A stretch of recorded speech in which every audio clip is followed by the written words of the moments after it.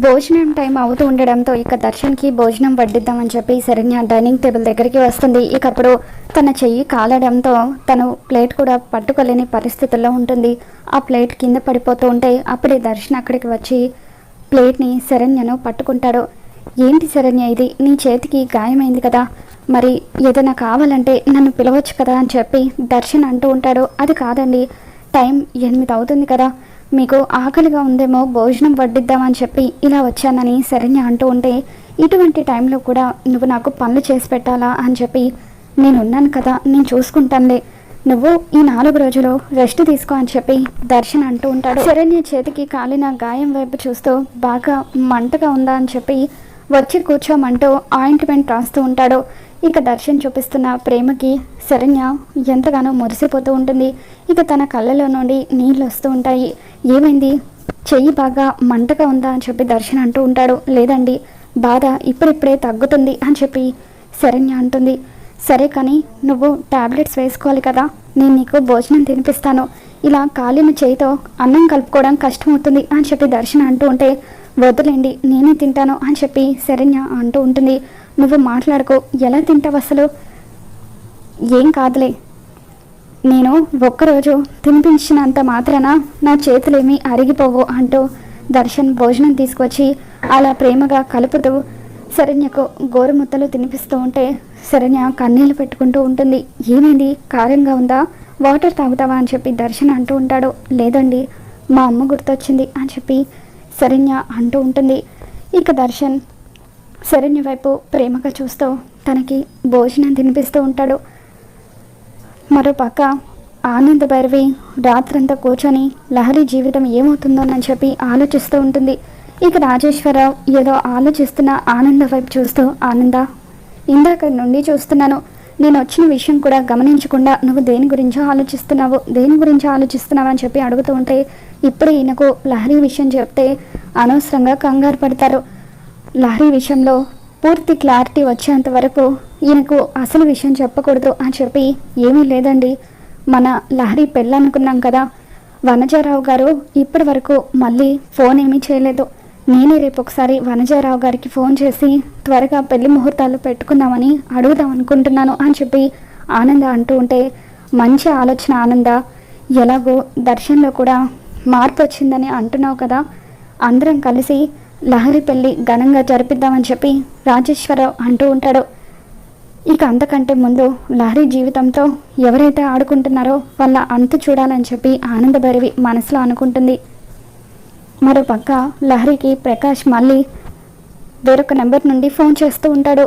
ఇక దాంతో లహరి అమ్మకు వెంటనే ఈ విషయం చెప్పాలి, ఇప్పటి వరకు ఈ విషయం గురించి చాలా టెన్షన్ పడిపోయాను, అమ్మకి ముందే నిజం చెప్పేసి ఉంటే బాగుండేది అని చెప్పి లహరి అనుకుంటూ ఉండగా ఇక అప్పుడే ఆనంద అక్కడికి వస్తుంది. అమ్మ లహరి అని చెప్పి ఆనంద అంటూ ఉంటే, అమ్మ కరెక్ట్ టైంకి వచ్చావు, నేను నీ దగ్గరికి వద్దాం అనుకుంటున్నాను, ఇదిగో ఆ బ్లాక్మెయిలర్ మళ్ళీ ఫోన్ చేశాడమ్మా, మళ్ళీ ఇంకొక నెంబర్ నుండి ఫోన్ చేశాడు అని చెప్పి లహరి అంటూ ఉంటే, ఇక అప్పుడు లహరి స్పీకర్ ఆన్ చేసి మాట్లాడుతూ ఉండడంతో వాడు ఏం చెప్తాడో విను అని ఆనంద అంటూ ఉంటుంది.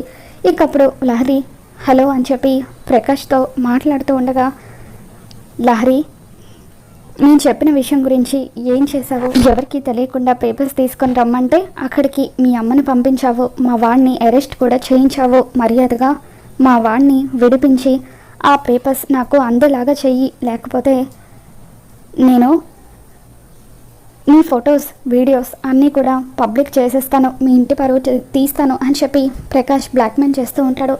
ఇక దాంతో ఆనంద భైరవి జరుగుతుందంతా కూడా కాల్ రికార్డింగ్ చేసుకుంటుంది.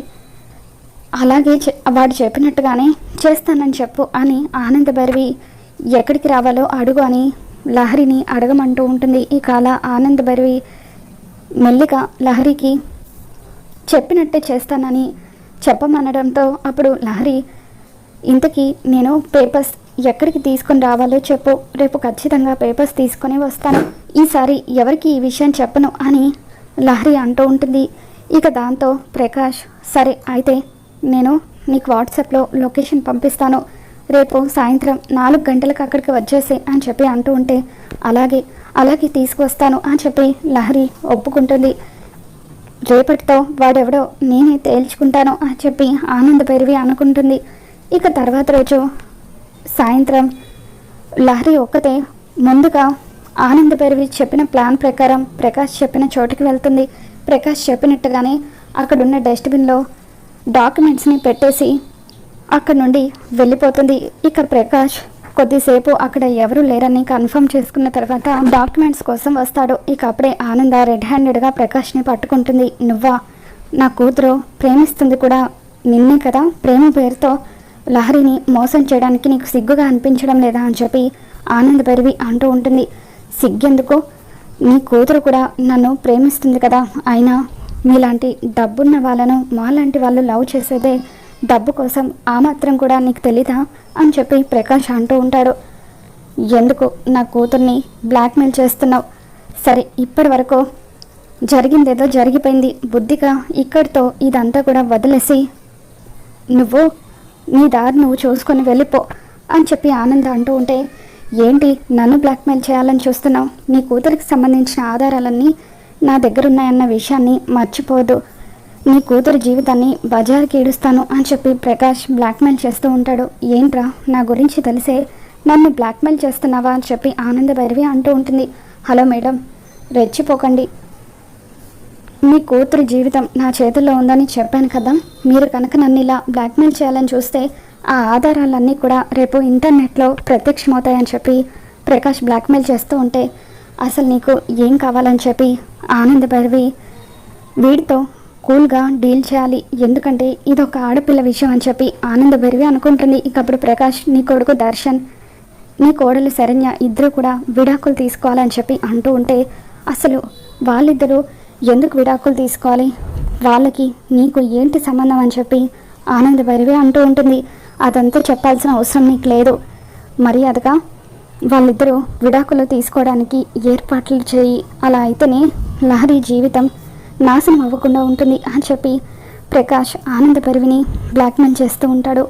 ఇక దాంతో ఆనంద భైరవి సైలెంట్గా ప్రకాష్ చెప్పిన విషయం గురించి ఆలోచిస్తూ ఉంటే, చూడు, నేను నీకు 24 గంటలు టైం ఇస్తాను, ఈ 24 గంటల్లోగా విడాకుల పేపర్స్ మీద నేను చెప్పినట్టుగా వాళ్ళిద్దరితో సంతకాలు పెట్టించకపోతే అప్పుడు నీ కూతురు జీవితం బజార్లో ఉంటుంది అని చెప్పి ప్రకాష్ ఆనంద భైరవిని బ్లాక్మెయిల్ చేస్తూ ఉంటాడు. ఆనంద ఇంటికి వచ్చిన తర్వాత ప్రకాష్ చెప్పిన మాటల గురించి ఆలోచిస్తూ ఎంతగానో బాధపడుతూ ఉంటుంది. తర్వాత రోజు ఉదయాన్నే దర్శన్ శరణ్య వాళ్ళు ఉంటున్న ఇంటికి ఆనంద భైరవి వస్తుంది. అమ్మ శరణ్య, ఇప్పుడు ఎలా ఉందమ్మా అని చెప్పి అంటూ ఉంటే, పర్వాలేదు అత్తయ్య గారు, మీ అబ్బాయి నన్ను కంటికి రెప్పలాగా చూసుకుంటున్నారు అని చెప్పి శరణ్య అంటూ ఉంటుంది. ఇక దర్శన్, శరణ్య ఇదిగో కాఫీ అని చెప్పి శరణ్యకు ఎంతో ప్రేమగా అప్పుడే కిచెన్లో నుండి కాఫీ తెచ్చిస్తూ ఉంటాడు. ఇక దాంతో అప్పుడే అక్కడికి వచ్చిన ఆనందాన్ని చూస్తూ, అమ్మ నువ్వు వచ్చి ఎంతసేపు అవుతుంది, ఉండు నీకోసం కూడా నేను కాఫీ తెస్తాను అంటూ దర్శన్ కిచెన్లోకి వెళ్ళి కాఫీ తెస్తూ ఉంటాడు.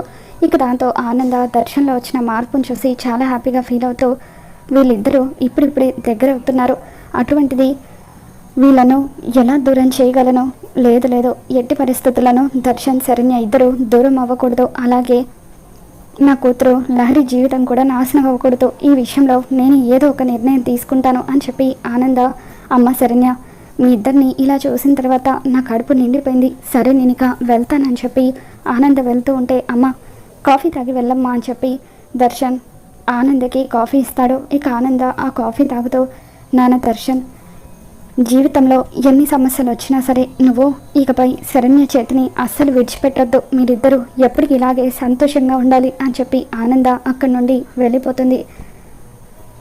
ఆ ప్రకాష్ గాడి అంతు ఎలాగైనా సరే చూడాలి, వాడి గురించి చిన్న క్లూ దొరికినా చాలు, వాడి అంతు చూడొచ్చు అని చెప్పి ఆనంద ఆలోచిస్తూ ఉండగా అప్పుడే అనన్య దొంగ పిల్లిలాగా పక్కకు వెళ్ళి ప్రకాష్తో ఫోన్లో మాట్లాడుతూ ఉంటుంది. ఈ దొంగ పిల్లి ఏం చేస్తుందా అని చెప్పి అనన్యను ఆనంద తొంగి చూస్తూ అబ్జర్వ్ చేస్తూ ఉంటుంది. అప్పుడు అనన్య ప్రకాష్తో మాట్లాడుతూ, రే ప్రకాష్, నేను చెప్పింది ఎక్కడి వరకు వచ్చింది, ఆ ఆనందకు నిజం తెలిసిపోయింది కదా, తనని బ్లాక్మెయిల్ చేసావా, దర్శన్ శరణ్య విడాకులు తీసుకోవాలని చెప్పి బెదిరించావా అని చెప్పి అంటూ ఉంటే, చెప్పాను అనన్య, అంతా నువ్వు చెప్పినట్టుగానే ఆ ఆనందకు చెప్పాను, చూస్తుంటే కూతురు కోసం కొడుక్కి కోడలికి విడాకులు ఇప్పించేలాగే అనిపించింది అని ప్రకాష్ ఏం జరుగుతుందో చూద్దామని అంటూ ఉంటాడు. ఇక అలా అనన్య ప్రకాష్తో ఫోన్లో మాట్లాడుతూ ఆనంద్కి దొరికిపోవడంతో అనన్య దగ్గరికి వచ్చి 2 చెంపలు కూడా వాయిస్తూ ఉంటుంది. నా కూతురి జీవితం నాశనం అవ్వడం వెనుక నీ కుట్ర ఉంటుందని నేను ముందుగానే ఊహించాను. నేను అనుకున్నట్టుగానే నీ హస్తం కూడా ఉందని ఇప్పుడే అర్థమైపోయింది.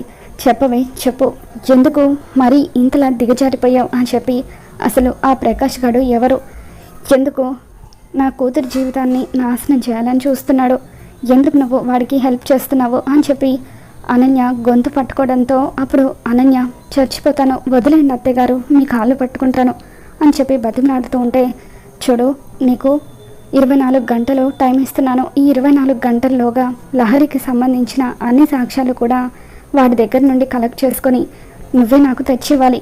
లేకపోతే నీ నిజ స్వరూపం రోహిత్ ముందు బయట పెడతాను. దర్శన్కి శరణ్యకు విడాకులు అవ్వడం కాదు, నీకు రోహిత్కి విడాకులు అయ్యేలాగా చేస్తాను అని చెప్పి అనన్యని బెదిరించడంతో ఇకప్పుడు అనన్య భయంతో వణికిపోతూ ఉంటుంది. చూడు, పిచ్చి పిచ్చి వేషాలు వేస్తే రోహిత్కి నీకు విడాకులు ఇప్పించడమే కాదు, పోలీసుల చేత నిన్ను అరెస్ట్ కూడా చేయిస్తాను. నా కోడలి కిడ్నాప్ వెనుక నీ హస్తం ఉందని ఎప్పుడు నాకు తెలుసు, కానీ ఈ ఇంటి కోడలివని క్షమించాను. ఇప్పుడు మాత్రం ఎట్టి పరిస్థితులను క్షమించను. ఆ ప్రూఫ్స్ అన్నీ కూడా 24 గంటల్లోగా నా చేతిలో ఉండాలి అని చెప్పి అనన్యని బ్లాక్మెయిల్ చేయడంతో ఇక అనన్య ఏమి చేయలేని పరిస్థితిలో ప్రకాష్ దగ్గరికి వచ్చి, ప్రకాష్ ఆ ప్రూఫ్స్ అన్నీ ఎక్కడున్నాయి, ఒకసారి నాకు ఇవ్వవా, వీటితో నేను ఆ ఆనందని దెబ్బ కొడతానని చెప్పి ప్రకాష్ని నమ్మించి ఇక ఆ ప్రూఫ్స్ అన్నీ కూడా తీసుకొని ఆనంద భైరవి దగ్గరికి వస్తూ ఉంటుంది. ఇక ఆ విధంగా అనన్యని అడ్డు పెట్టుకొని లహరి జీవితాన్ని కాపాడుతూ ఉంటుంది. మరి రాబోతున్న ఎపిసోడ్లో ఏం జరగబోతుందో మళ్ళీ మన ఛానల్లో తెలుసుకుందాం. ఈ వీడియో మీకు నచ్చినట్లయితే లైక్ చేయండి.